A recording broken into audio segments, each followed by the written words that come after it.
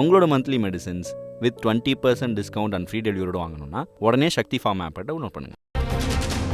சென்னை அருகே சித்த மருத்துவ பல்கலைக்கழகம் அமைக்கும் முடிவை மறுபரிசீலனை செய்ய தமிழக அரசுக்கு உயர்நீதிமன்ற மதுரை கிளை உத்தரவு ஒன்று பிறப்பித்திருக்கிறது. இது பற்றிய மேலும் விவரங்களை செய்தியாளர் மாரிச்சாமி வழங்கினீர்களாம். வணக்கம் மாரிச்சாமி, இந்த முடிவை மறுபரிசீலனை செய்வதற்கான முக்கிய காரணம் என்ன?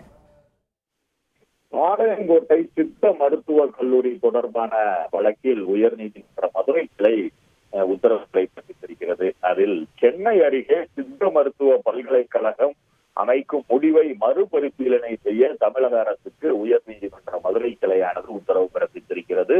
மேலும் சித்த மருத்துவம் உருவான மேற்கு தொடர்ச்சி மலைக்கு அருகில் பொருத்தமான இடத்தை சித்த மருத்துவ பல்கலைக்கழகம் அமைக்கும் பணிக்கு இடத்தை தேர்வு செய்ய வேண்டும், கண்டறிய வேண்டும் எனவும் நீதிபதிகள் தங்களது கருத்தினை தெரிவித்திருக்கிறார்கள். அதுபோல இது இந்த வழக்கின் பின்னணி பார்த்தோமானால், பாளையங்கோட்டை சித்த மருத்துவக் கல்லூரியின் முன்னாள் மாணவர் விஜய் விக்ரமன் உயர்நீதிமன்ற மதுரை கிளையில் ஒரு மனுவினை தாக்கல் செய்கிறார். அதில் நெல்லை மாவட்டம் பாளையங்கோட்டையில் உள்ள அரசு சித்த மருத்துவக் கல்லூரியில் பழைய கட்டிடங்களை இடிக்கவும் கல்லூரியை இடமாற்றம் செய்யும் நடவடிக்கைக்கு நீதிமன்றம் இடைக்கால தடையை விதித்திருக்கிறது. இந்த உத்தரவிற்கு எதிராக சுகாதாரத்துறை சார்பில் சீராய்வு மனு ஒன்று தாக்கல் செய்யப்பட்டது. இந்த மனுவை நீதிபதிகள் உயர்நீதிமன்ற மதுரை கிளை நீதிபதிகள் எஸ் சுந்தர் மற்றும் புகழேந்தி ஆகியோர் விசாரணைக்கு எடுத்து பிறப்பித்த உத்தரவில் சித்த மருத்துவ முறையானது தமிழகத்தின் மேற்கு தொடர்ச்சி மலைகளில் உருவானது. குறிப்பாக தோரணமலை, அழகர் மலை, அத்திரி, குற்றாலம் உள்ளிட்ட மலைகளில் உருவானது. ஒவ்வொரு மலையிலும் சித்தர்கள் பலர் தங்கி சித்த மருத்துவ முறைகளை செய்திருக்கிறார்கள், சித்த மருத்துவ சிகிச்சைகளை செய்திருக்கிறார்கள்.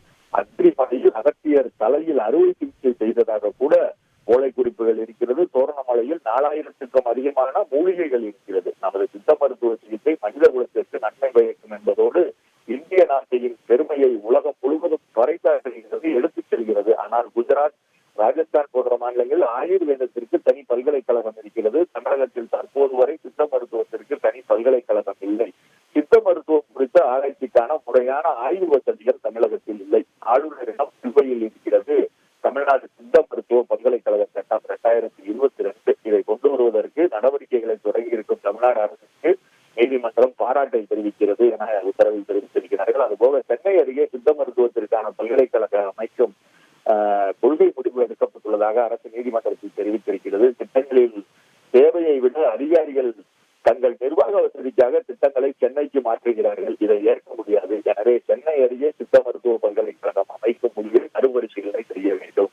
1956 குற்றாலத்தில் துவங்கப்பட்ட சித்த மருத்துவக் கல்லூரி 1964 பாளையங்கோட்டைக்கு தற்காலிகமாக மாற்றப்பட்டது. இந்நிலையில் சித்த மருத்துவத்தின் பிறப்பிடமாக உள்ள மேற்கு தொடர்ச்சி மலைக்கு அருகில் பொருத்தமான இடத்தில் பல்கலைக்கழகம் அமைக்க அரசு முன்வர வேண்டும் என கூறி இந்த மனுவினை தள்ளுபடி செய்து உத்தரவிட்டிருக்கிறார்கள் நீதிபதிகள். விரிவான விவரங்களுக்கு நன்றி மாரிச்சாமி. உங்களோட monthly medicines with 20% discount and free டெலிவரியோட வாங்கணும்னா உடனே சக்தி ஃபார்ம் ஆப்பை டவுன்லோட் பண்ணுங்க.